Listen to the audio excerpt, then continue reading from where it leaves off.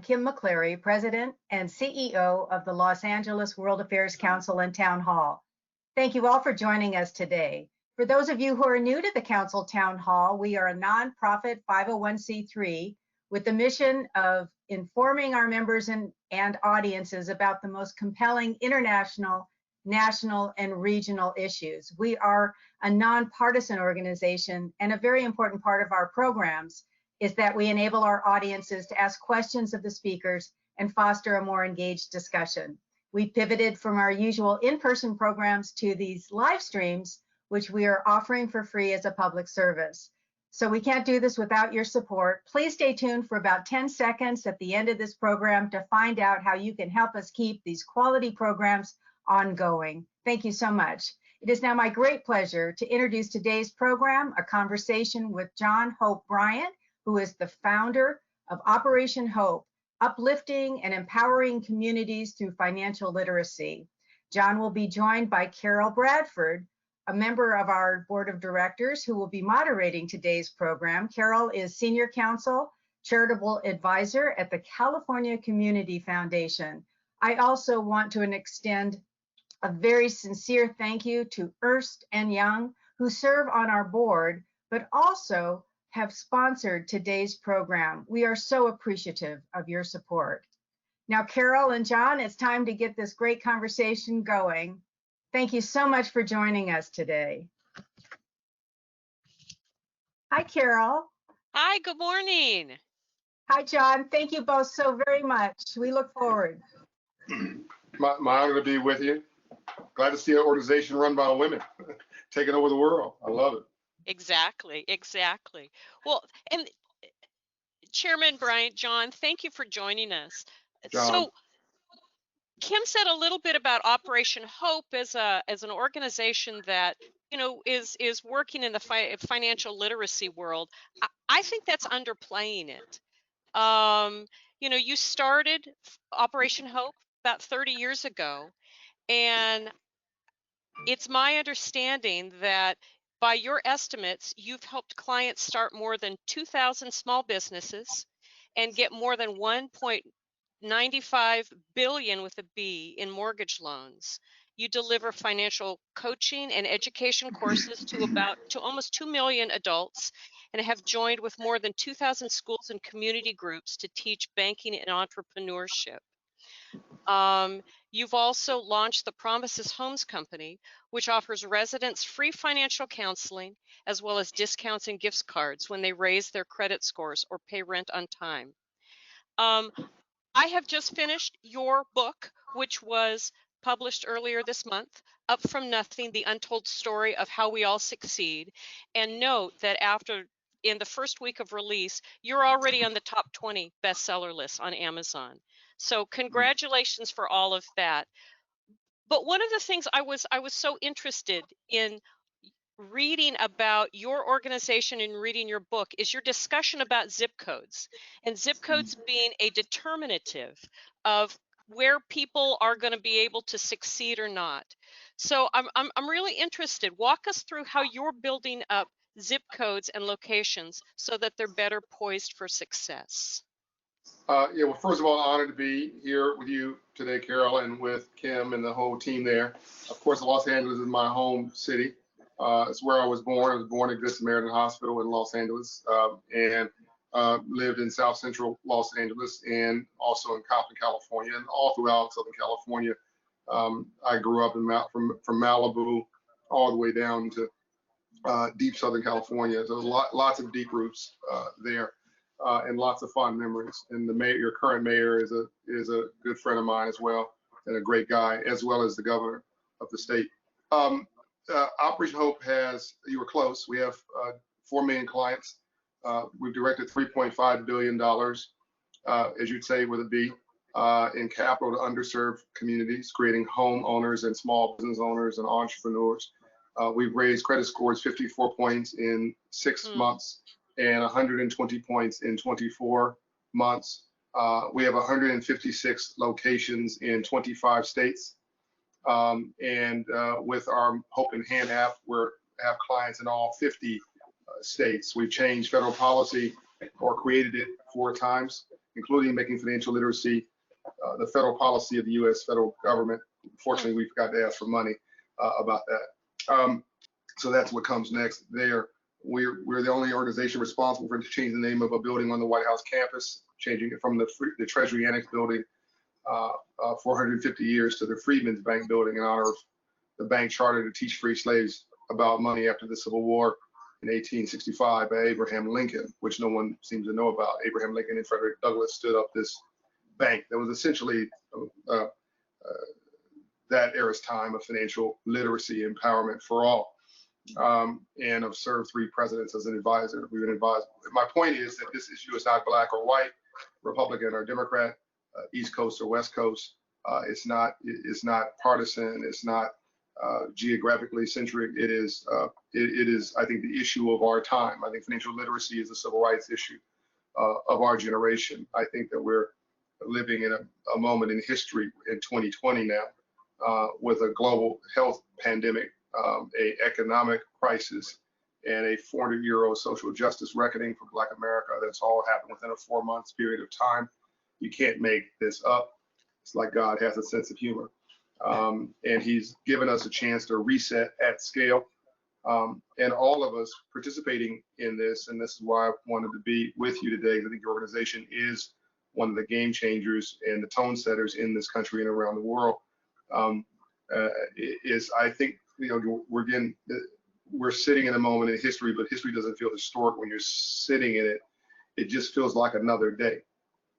But that doesn't mean the moment you're in is not, in fact, history in the making. And I would call this the third Reconstruction. But backing up to your question, zip codes are more than determinate. Zip codes may be your destiny. If Steve Jobs, and this is in the book Up From Nothing, Steve Jobs was the product of he had a Jordanian father. He's a Jordanian immigrant, product of a Jordanian immigrant, and his mother was Caucasian from the Midwest. And the father of the mother did not want young Steve Jobs in the family, so they decided to put him up for adoption. And the first family rejected him. It was a wealthy family. That was the requirement of the grandfather. The second family that picked him up was a middle-class family from the Silicon Valley, the Jobs family. And luckily he got in the right zip code, Carol. And around the corner was a guy named Wozniak, who was a tech geek. And around another corner was somebody who could fund them. And another corner was somebody who could do sales and design. And they went in this garage. The rest of the story we all know. But if Steve Jobs, who arguably has changed the world for all of us, people watching this are probably watching it on an iPad, an iPhone, a Mac, whatever, and that software, that flat panel technology is used by every other company as well today.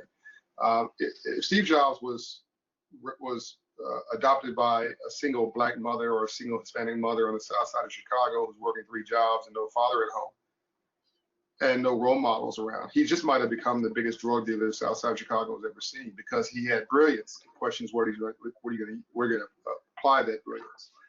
And so you model what you see, Carol. And 100% of the in-place shootings with police and Blacks in the last few years, 100% of them have been in 500 credit score neighborhoods. That cannot be a coincidence. So I'll repeat that: 100% of the in-place shootings and in some cases murders by police officers with Blacks have been in 500 credit score neighborhoods. And you never had a riot. Alternatively, you never had a riot in a 700 credit score neighborhood in all of America's history. 700 credit score neighborhoods don't riot; they go shopping. They spend time with their children. They do parent-teacher night. They go to Starbucks. They go to Whole Foods. They pay. It's where the GDP comes from. It's where taxes come from. It's where stability arises. Where you have the most voter turnout, and so on and so forth. So it's not about the credit score. It's the credit score is a trending indicator for hope, economic energy, well-being, engagement, belief, faith, confidence. So I over-answered your question, I'm sure. You did. So I know from doing a little bit of background reading, that you have really been championing what you've called a new Marshall Plan, Yeah. and published by the Milken Institute. Um, tell us a little bit more about that. What's your vision for for this time and moving history forward? Yeah. So the Marshall Plan, which came after World War II, named after George Marshall, effectively created America as we know today as a global superpower. The Marshall Plan facilitated the rebuilding of those who had bombed us, Germany and Japan. The Marshall Plan fueled the rebuilding, or the largest grant and or loan in the World Bank's history is to France, which is, people would find that hard to believe, but we rebuilt France because it had been bombed by the Nazis. But Germany and Japan, which were our enemies, which are now two of our biggest trading and policy partners today, we rebuilt them. We also said to every returning GI, we're going to give you, so we stepped over Mastermind in regard to that. We built bridges and not walls. We made friends and not foes. And here in America, for every returning GI, we gave you as much education as you could shove down your throat. We gave you a mortgage for a new home, which created wealth. And we gave you an apprenticeship for a job for the future.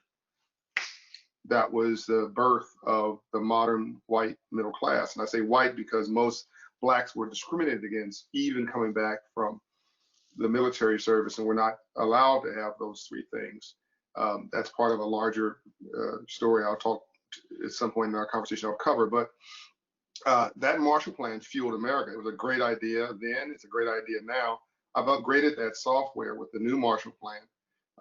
The solution has to be bigger than the problems that we face. And so I've got lanes of activity that I think would spark not just a restabilization of America, but the growth of America, not back, but better. So financial literacy for all, K through college education for all. You cannot have a country that's half high school educated and expect to be a global superpower in the world. And when you have education, you also banish a measure of discrimination and bias through exposure and understanding. There's a living wage for all using the Earned Income Tax Credit strategy, EITC. For anybody who makes $60,000 a year or less, you basically get a bonus for working, just like the folks on Wall Street get a bonus at the end of the year. And that would boost your income by about 10% or more, giving people a living wage. And because it would be shared by all Americans, every American would barely feel it. It would be fractional, literally pennies. But it would stabilize the country. The problem with giving people a living wage in the past is that it's been proposed to be born on the backs of business.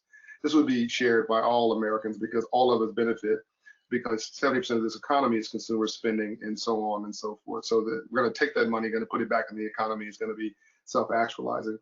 Wealth creation for Black America.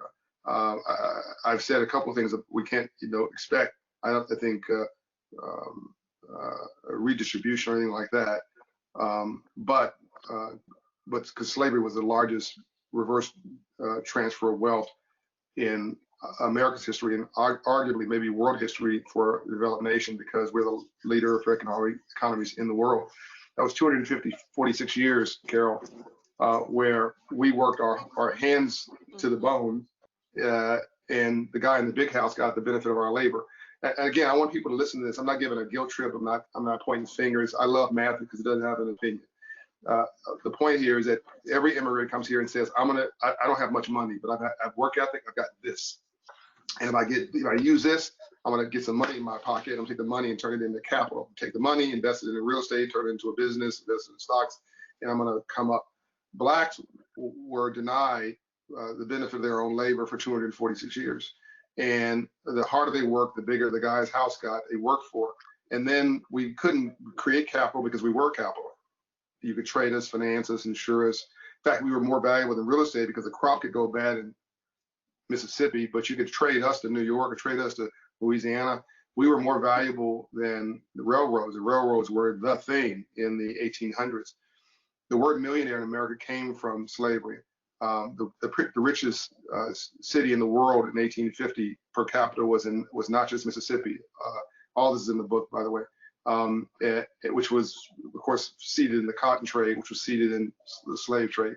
So saying today, let's give every Black person an education, K through college. And if they use that talent to work someplace for a nonprofit, government, private sector, then that education is expunged, the cost. If you're a flake and you do nothing with it, you've got to pay for it like anybody else. And then we've launched something last week called the 1 Million Black Business Initiative with Shopify to create 1 million new Black businesses in the next 10 years as part of the Marshall Plan to level the playing field of basically social justice through economic parity and wealth creation. So again, this goes back to my suggestion that we're in a third Reconstruction. Well, entrepreneurship is not a new idea, but perhaps one that hasn't been as much on the forefront. Are we investing enough as a community and a nation in the idea that anyone can start a business? Entrepreneurship is, Carol, I'm going to argue with that. Entrepreneurship is a new idea. When I was, the word entrepreneur is a French word, of course, to create something from nothing, essentially. When I was 9 years old in Compton, California, I was taught by a banker, white banker, financial literacy. And I said, it's like looking at a Martian. I never met a banker who, it's like a white man in a suit, unless it was a detective for the police department, and it was a bad suit. This guy had a good suit on. And I said, sir, what do you do for a living? And how did you get rich legally? And I was serious, Carol. And and he said, I'm a banker and I finance entrepreneurs. And I said, I've never heard that word entrepreneur before in my life. I'm 9 years old. It's a sin. I never heard the word before in my life. I don't know what an entrepreneur is, but if it's legal and you're financing them, I'm going to be one. And that created the endorphins kicking the right side of my brain. And I opened the dictionary to the word entrepreneur. It was never taught in my school. Half of America have no idea what we're talking about right now. I mean, Black people, and as just one subgroup of this group, the only chance we had to understand free enterprise and capitalism was, as I mentioned, the Freedmen's Bank after the Civil War. But Lincoln was killed the next month. He created this bank. He was murdered a month later, and the bank failed into disrepair. So we were never taught about financial literacy, wealth creation, entrepreneurship, small business ownership, opportunity, and history confirms that, because the areas that so the second Reconstruction, first one was freedom. Second Reconstruction was civil liberties, civil rights, social justice, birth of the middle class for Black people out of government jobs and professions in World War II. After World War II, civil rights movement. We're just not getting around to economics now. Right now, I think the third Reconstruction is about wealth and creation economics. So it's like a monopoly game where Black people and brown people are starting 300 years late. So that is an interesting comment, but it is also a presumption that I'm sure you got it from a commenter who said entrepreneurship is not a new idea. It actually is a new idea. That's part of what my book is about, is we've forgotten our storyline in this country. All legitimate wealth comes from entrepreneurs and business. 90% of all jobs come from the private sector, not from government. Government gets its money from us, who are running businesses, building them, and paying our employees, who are then paying taxes. That's the way the system works. But we're assaulted. If you listen to the radio waves right now, Carol, people say, "Oh, I hate capitalism, and I hate all these rich people." No, you hate rich people till you become rich. Okay, what we hate is a game system. So we have got to remind ourselves of what got us here in the first place, and then spread that opportunity to all of God's children, so we all rise.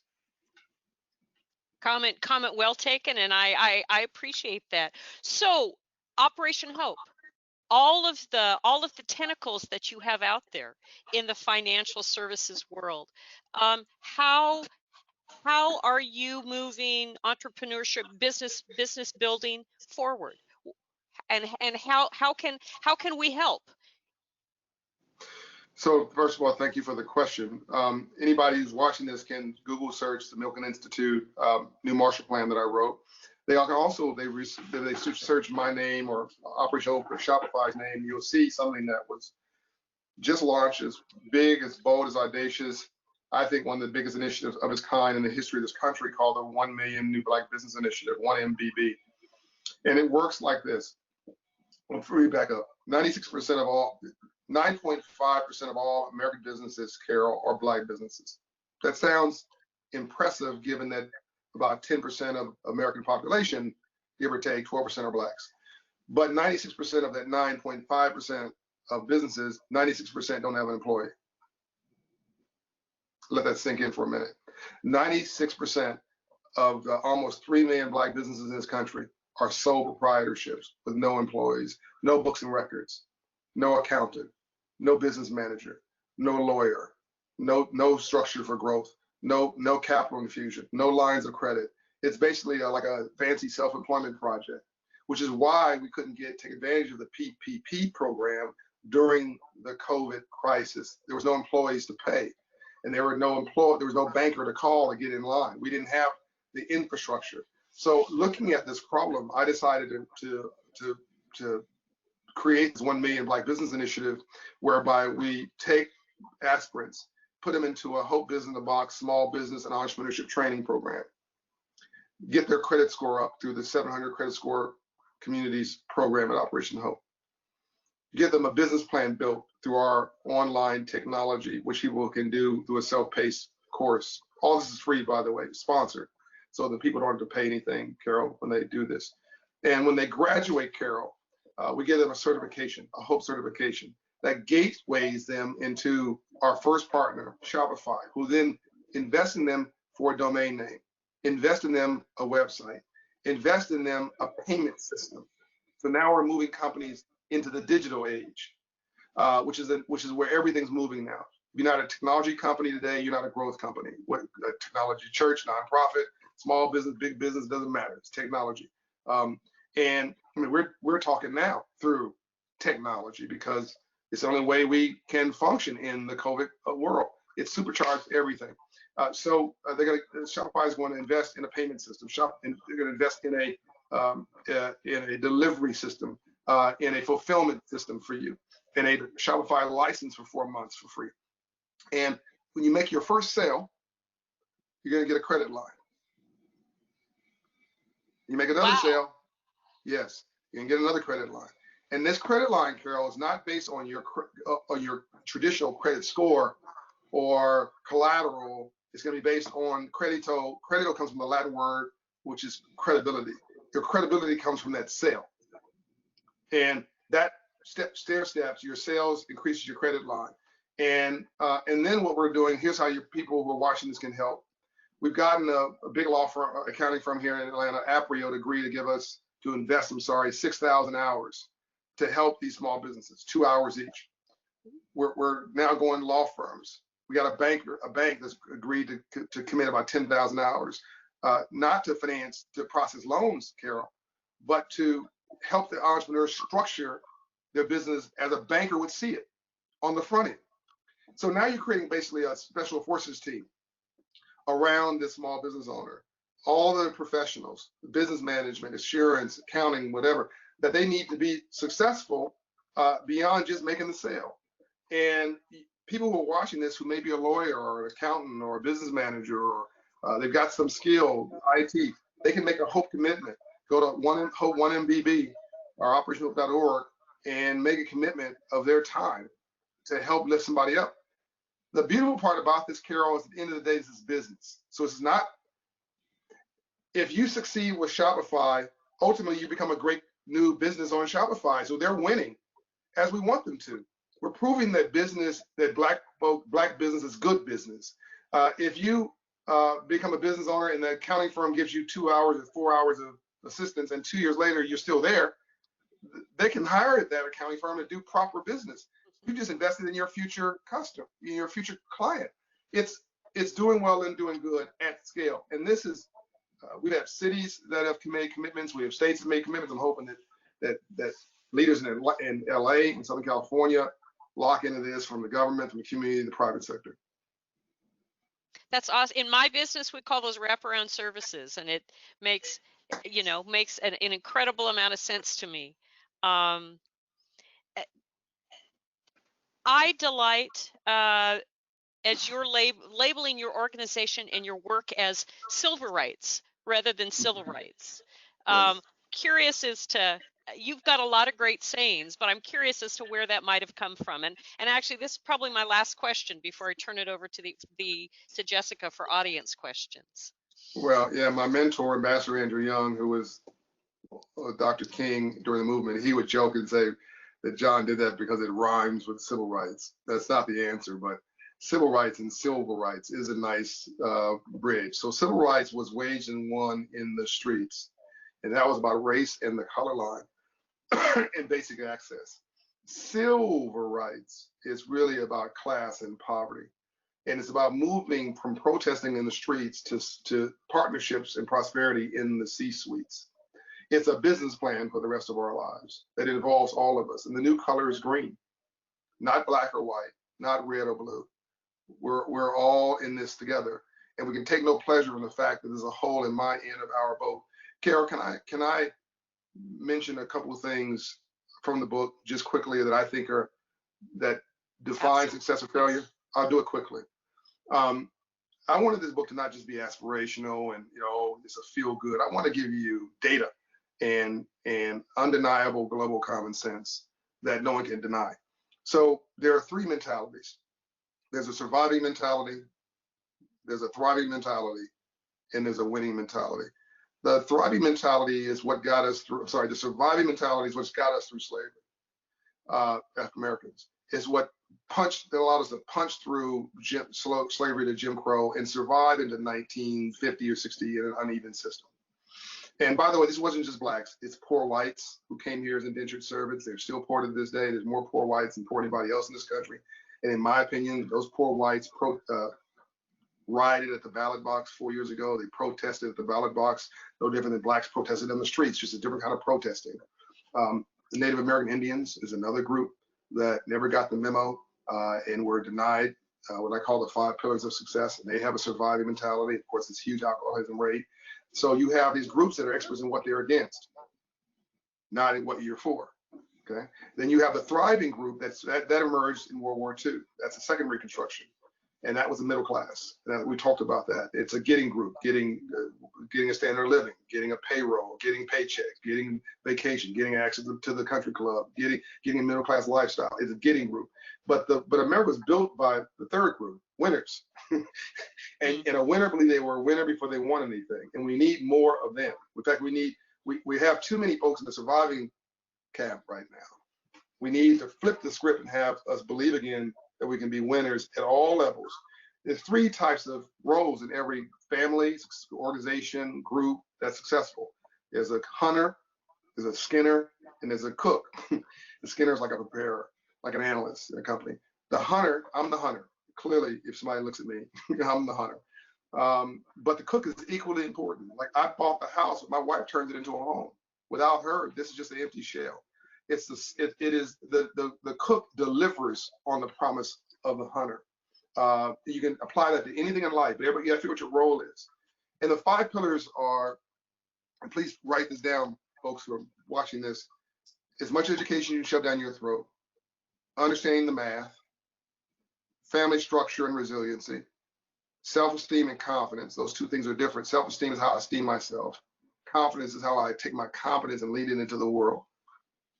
And role models and environment. And that goes back to your zip code comment.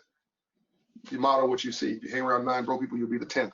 So every group that is succeeded after being trounced, like my Jewish brothers and sisters, Carol, there was an attempt to exterminate them in the Holocaust.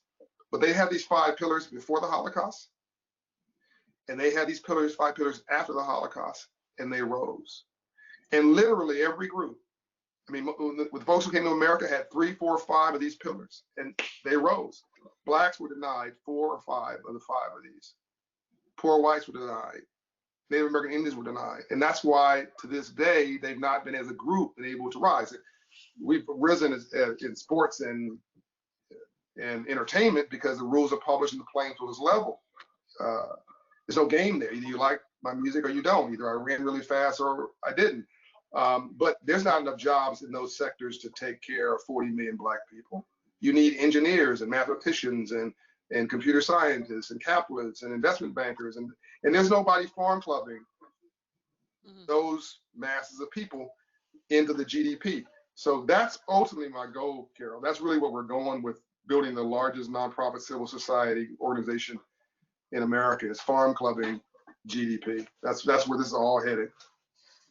Oh, I'm with you on that. I'm completely with you on that. And I thank you for this discussion between the two of us. I'd like to turn it over to Jessica. I'm sure there are many questions from our audience, and take it away. Great, thank you so much. Hi, Thank Jessica. you, Chairman Bryant. We've got a lot of questions coming in. John, Jeff. When you meet with corporate leaders who are wondering what they can do to help those in their communities, what is some of the key advice or suggestions you make to them? Racism is scientifically stupid. It is a stupid business plan, and you cannot segregate your heart, integrate your pocket. That diversity and inclusion is just smart business, and every market like Los Angeles and California that embraces diversity and inclusion and women empowerment, as an example, has succeeded. Diverse markets succeed, diverse companies succeed, inclusive companies succeed, and those who are stuck on stupid and who want to argue about stupid stuff are literally stuck in the past. I mean, you look at, in my book, I talk about, again, the richest city in the world in 1850, not just Mississippi, and one of the poorest now, because they never upgraded their software. Atlanta, Georgia, where I am now, we decided to fight over who got the contracts for the Olympic Games and the new airport and who got the growth here, not whether we're at a white or a Black water fountain. And so places that argued over white and Black, Memphis, Tennessee, Birmingham, Alabama, et cetera, are stuck. Places that embrace what we're talking about succeeded. So I say to CEOs today that you are the force for change, and it's in your enlightened self-interest to do it. In the 60s, it was not the government, Jessica, that integrated the South. It was private sector. Think about it. You know, it was the lunch counter at the soda shop. It was a J.C. Penney department store, Woolworth department store. It was, if you think about those visuals, it was retail business. And even the bus companies back then were privately owned. It was the business leaders who ultimately went to the mayor and said, knock it off. We don't want you standing indoors. We don't want, this is bad for business. The color of the currency is green, whether they go through the front door or the back door. Knock it off. We need business, and Blacks are customers like everybody else. Now, that was an unenlightened view, but there are other more enlightened stories, like the CEO of Coca-Cola, who here in Atlanta, they wouldn't honor Dr. King when he got the Nobel Peace Prize.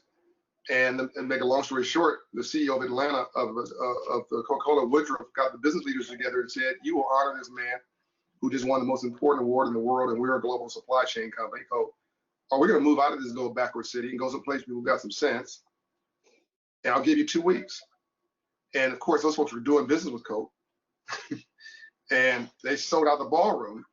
And so the CEO of Coke uses his moral authority, his balance sheet, his budget, his economic power to create social change. The result of which is, for 50 years, Black folks basically supported Coca-Cola. And to this day, Africa is one of its biggest markets. So it was doing well and doing good too. Though there's so many examples of this. I tell folks that demographics are destiny, and demographics are changing. And so there's a report. I'll shut up here. There's a report that was out last week by Citigroup that proves that racism against Blacks in the last 20 years cost America $16 trillion in GDP. That's with a T.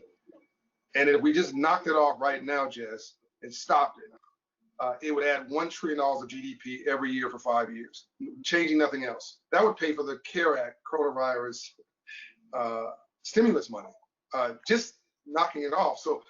So you can take no pleasure from the fact there's a hole in my end of our boat. If I sink, you sink. We're all in this together.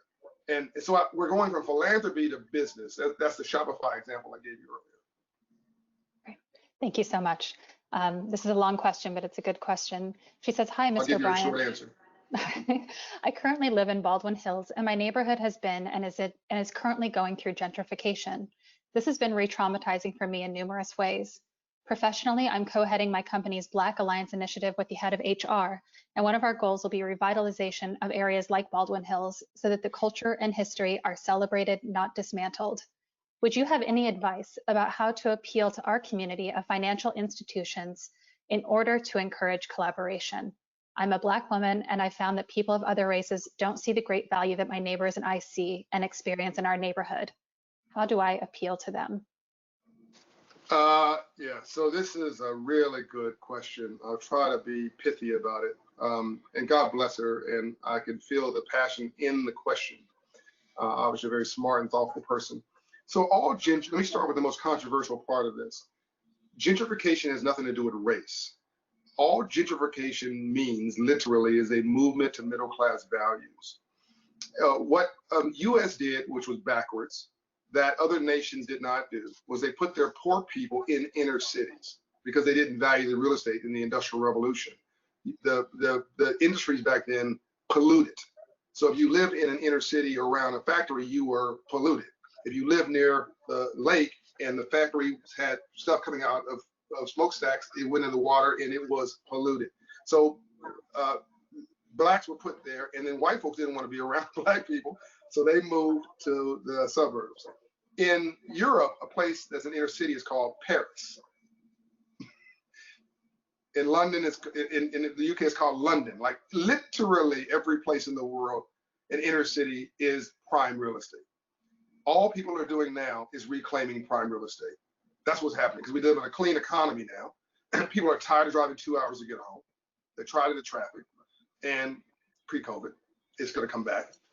And what black folks need to do is get our credit score up and get our financials right and own some of this land. We need to, I hate to be like blunt about this, but 3 years ago, 2017, Atlanta, I looked around and saw that this real estate from mid-city, midtown to the airport was ignored, but I thought it was a gold mine.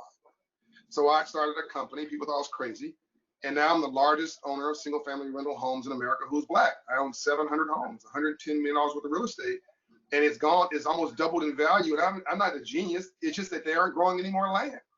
And if every black person bought a home, bought two homes, one to stay in and one to rent, you would solidify your place and your ability to create to direct the culture in your neighborhood.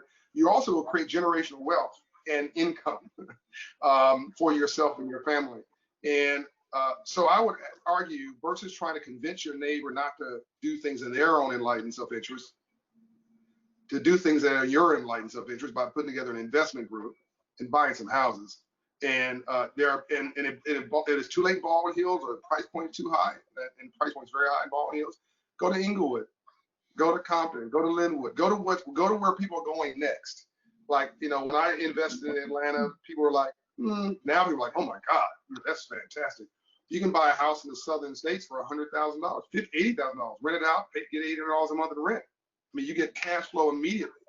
And you gotta, if you're chasing the headlines, you're gonna be you're paying off somebody else's investment. If it's in the headlines, the money's already been made.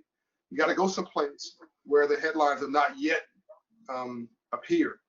And luckily, it's all around you. It may not be in Baldwin Hills. That is prime real estate. 15 minutes from the beach, the airport, the free. That people are gonna. What's driving that is economics. And unfortunately, we know black folks have 10% of the net worth of our white counterparts because of slavery, all the things we talked about, which is not our fault, but that affects our ability to write that check at scale. Thank you so much. We had a couple questions asking about basically how do you bring this into the schools? So does Operation Hope go into schools to help with curriculums to help underserved communities? How are students receiving this when maybe it's something their parents haven't been able to talk to them about? And also, do you think entrepreneurship should be a common core competency? Yes, if I wasn't doing what I'm doing now, I would have created a network of entrepreneurship charter schools. One of the things that we're pushing right now is a financial literacy bond. for municipalities to finance financial literacy. You know, people forget that school districts are businesses. School districts are businesses, and they make between $6,000 and $12,000 per child per year. And if they aren't funded to do something, they probably aren't going to do it. And so the financial literacy is not controversial, but it is an unfunded mandate. I got the President of the United States, and I forget what year it was, I think it was 2009, to make financial literacy federal policy, but I forgot to ask for money for it. I thought that with good intentions, I wrote a letter to every school district superintendent in America on White House letterhead, and they ignored me because it didn't have a check attached. So we got to get Congress to mandate financial literacy K through college.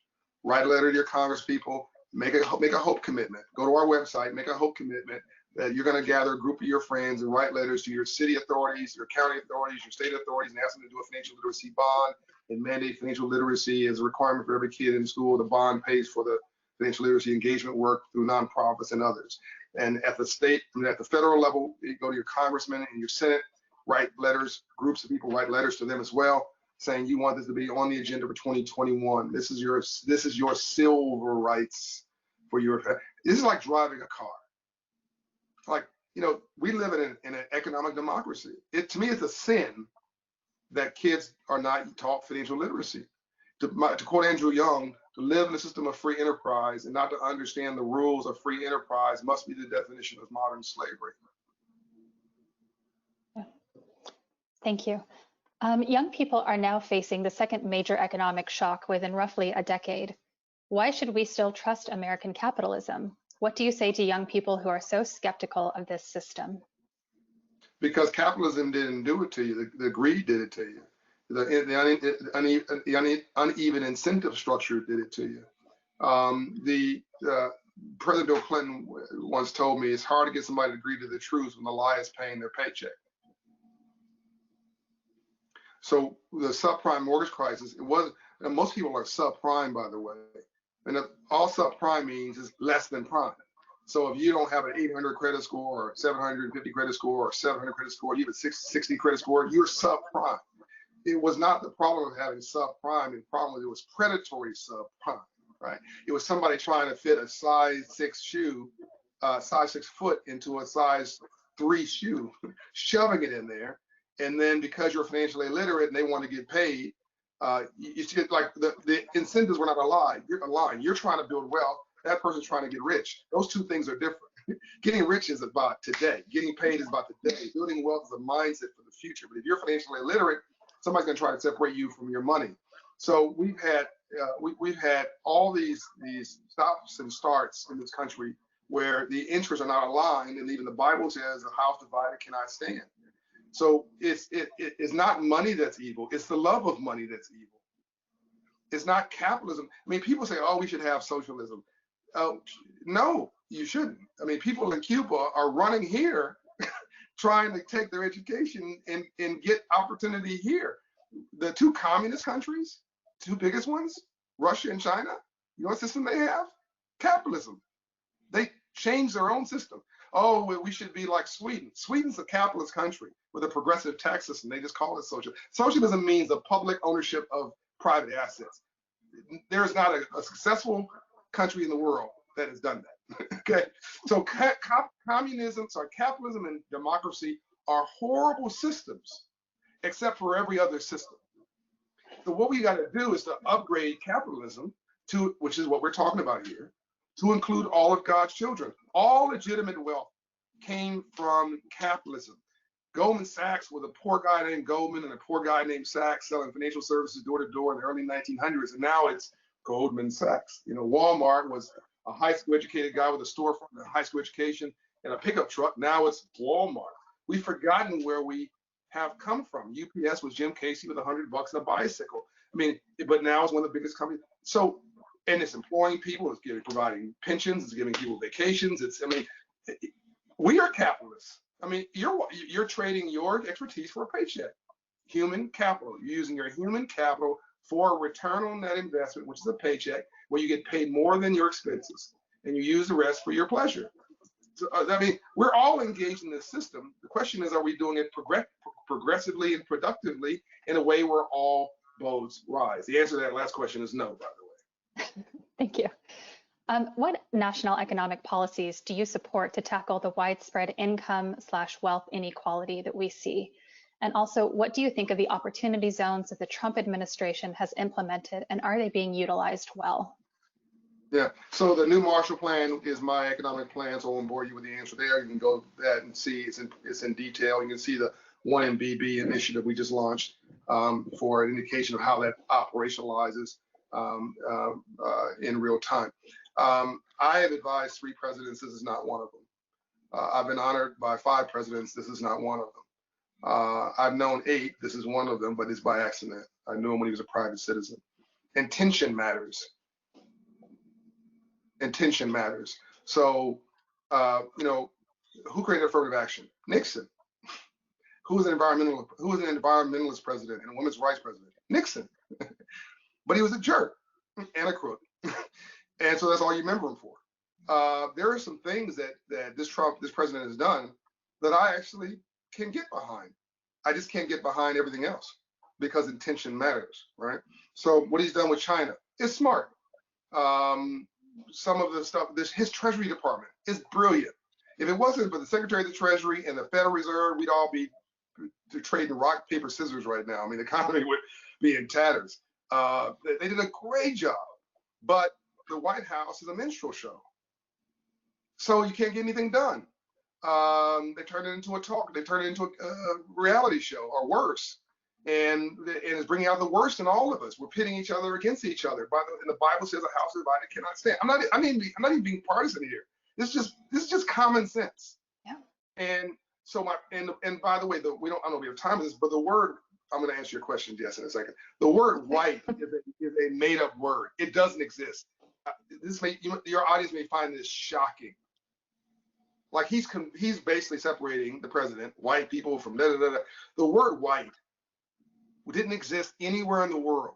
Even the cocky people of royal Europe didn't use that word. We made it up in America for some people's own narrow economic purposes in the early 1600s, when white indentured servants and black indentured servants were getting along together too well. All right. So let me back up and answer the question. Opportunity zones can be brilliant. It can be, and I'm on record as saying it could be one of the biggest flows of capital into these underserved neighborhoods. That plus Community Reinvestment Act, which I helped to modernize under this administration, but through the Comptroller of the Currency's office, I trusted. He's a California resident, Joseph Otting, to do this. So that's increased debt flows, bank capital, and increased equity flows in these neighborhoods. But if the intention is wrong, then you should have a bunch of wealthy white developers doing projects they would have done anyway in places that are technically called empowerment zones. So the bones are right. The intention is not. Thank you. Are business opportunities between African American and African countries being explored? They're being exploited. So I was in Africa recently and talking about financial literacy on steroids.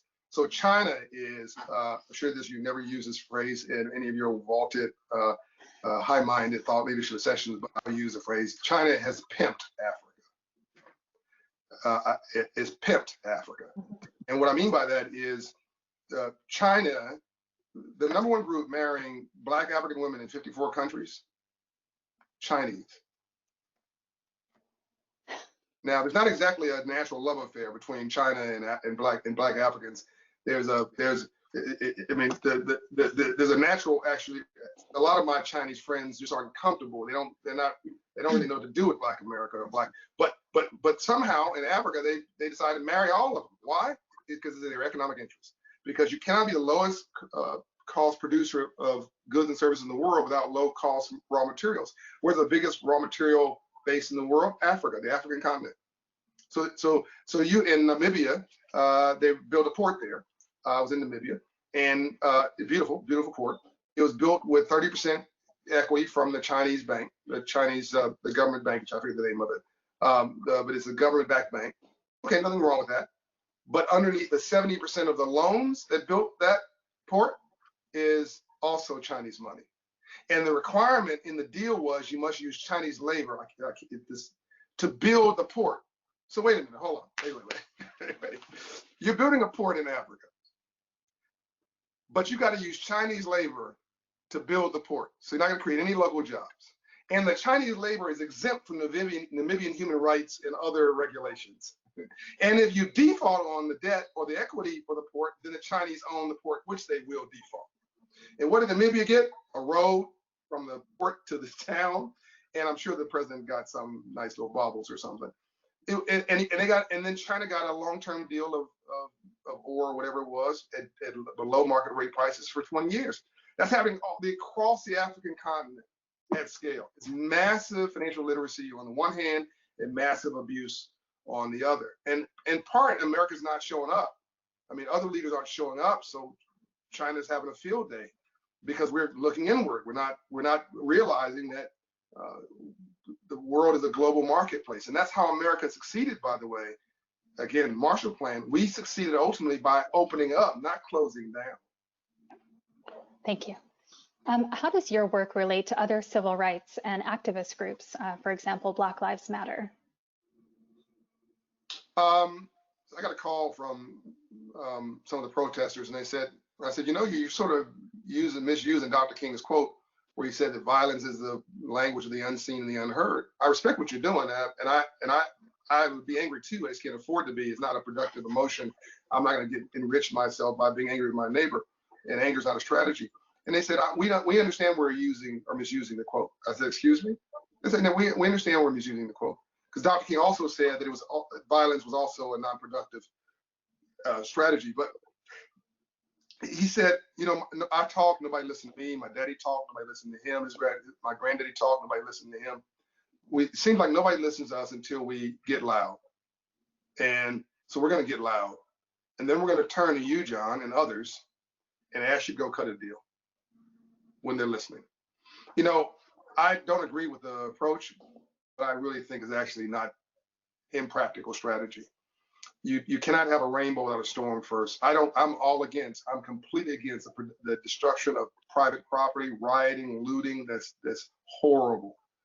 I do, though, have compassion for what he said. It was Dr. King's strategy, is I refuse to obey unjust laws. I refuse. I'm going to have loud civil disobedience, and that's one of the beauties of this country. You know, you do this in Russia, you disappear. You protest in China and many other places in the world, you just disappear. You can do that here in America and show up to work the next day. It's a wonderful, messy democracy, but it's probably the symbol and the light for the world. So we don't need the protesters we don't need protesting or partnering or picketing or prosperity. You need both.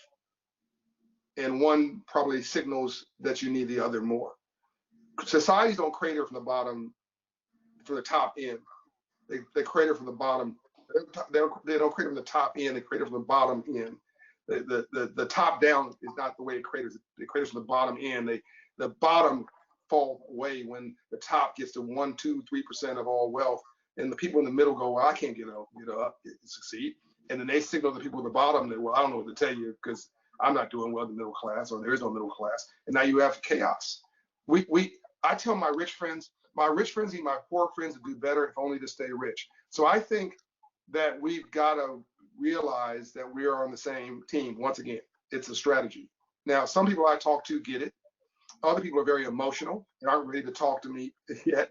And it may take a minute. But I think if you protest too long, you out where you're welcome. At some point, you've got to pivot to a strategy and a plan. And I think we're at that inflection point now where the protesters need to, okay, you made your point. We all heard you. And George Floyd was the first public lynching that most people have seen in their entire life. And it stops your heart, stops your breath. Okay, we get it. What do we do about it? It's time to pivot. And that's where we've got to have a collaborative dialogue. That last piece is not in place yet, but I think that's where we've got to go next. Thank you. This will be my final question, and then Carol, I'll turn it back over to you. John, do you have any favorite stories that you can share with us about people you've worked with and how they've not only come up, but been also able to pay it forward? Oh my God, that's dangerous to ask me. I may pass on that because I could tell stories all day. I mean, we have 4 million clients. I've got my own story. I've got ambassador. I mean, I got people you know, people you don't know. I mean, that is the American story. I mean, where else, and I put this in the book Up From Nothing, every place else but America, you have to kiss a king's ring or be part of some system, believe in some system of this or that, communism, Marxism, whatever. Here, you just need freedom and hustle and never give up. And you can rise. You can go from being under the bridge to owning the dang on thing. And I mean, I was homeless right there in LA at Lotte Heron Airport. I was homeless. At Caddy Corner, there's a little Italian restaurant on the corner and the cleaners. I lived in the parking lot. Look at me now. So I think it's everybody's story. Again, that's the point of my book, Up From Nothing, is that we forgot our storylines. People watching this broadcast, think about your grandparents. You have manicured nails. They had dirt under their nails. You got white collars. They had blue collars, right? You work on a salary. They work by the hour. I mean, all of our story, if you go far enough back, I mean, this is why we waste so much energy on stupid stuff like, you know, the drug dealer. Drug dealing is immoral. It's unethical. It's illegal. It's disgusting. Okay, I get it. But a drug dealer is not dumb. They understand import, export, finance, marketing, wholesale, retail, customer service, security, territory, logistics. All right, what's my point here? That's a person with bad soil, bad zip code, Carol's point, bad role models, bad environment. But they don't give it the morning, ooh, let me be stupid. You know where NASCAR came from? Moonshine running.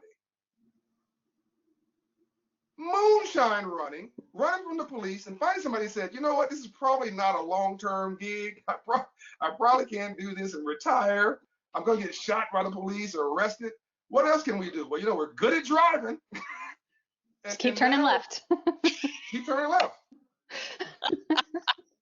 And no one's you know, calling the NASCAR drivers, they're fourth generations ago, and nobody's calling them bums. But they started with this messy background. America's a messy country. Democracies are messy. Slavery, all this crap. I mean, any company that's over 150 years old certainly was involved in this horrible industry. J.P. Morgan Chase owned slaves. Did you hear me? They took them as collateral for loans from plantation owners. You know, it's horrible. But we got to upgrade the software. We got to find where do we go from here? None of us are saints. I mean, a saint is a sinner that got up. You know, the question is, how do we all, as imperfect individuals, chart a course forward where we all rise? Because if we don't all rise, then we're all doomed. I hope I answered your question again. No, I appreciate it very, very much. Thank you so much. And Carol, I'll turn this conversation over to you. Thank you. Great. John, and thank you. My pleasure to be in conversation with you, but what an amazing discussion. Thank you for sharing your insight and you know, kind of your views with us. And thank you to our audience for joining in this conversation. I'm going to turn it over to Kim. Carol, I agree. This was such an important and inspirational discussion. John, we so appreciate your time, your expertise, and your wonderful stories. So I wish this could be longer. So this was terrific. Thank you so very much. It was my pleasure. Thank you, John. And Carol, thank you so much for moderating. For our viewers, we can't do this without your support. So please text the word GIVE to the number on the screen and help us keep these wonderful quality programs ongoing. And please visit our website at lawacth.org, register for upcoming programs, become a member, make a donation. Everybody, please stay safe, stay informed, and we hope to see you soon. Thank you again, John, so very much. God bless you.